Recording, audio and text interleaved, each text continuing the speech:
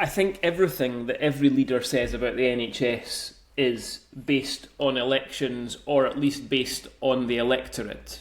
Because every poll will tell you that the two most important things to the electorate are the economy and the NHS. Yeah. They sometimes switch order a little bit, but pretty much every single poll, north and south of the border, will tell you the same thing. That's what's important to people. So politicians are compelled to talk about the NHS. But in reality, that's all it ever is. It's talk. Nothing that...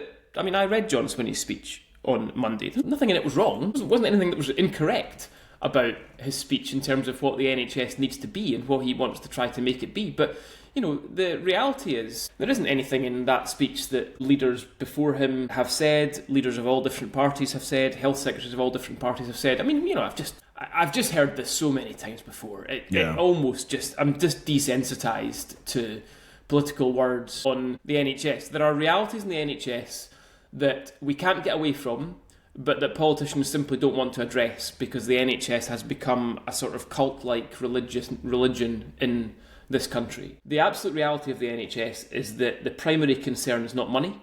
The primary concern is system. It's a system failure. We don't organise our NHS anything like any other countries do.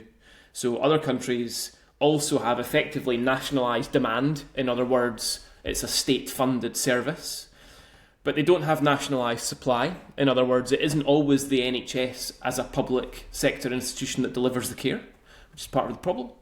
And ultimately, the one-word problem in our NHS is capacity. There is not the capacity. There aren't as many doctors and nurses as comparable countries. There aren't as many beds. There aren't as many hospitals. There aren't as many scanners.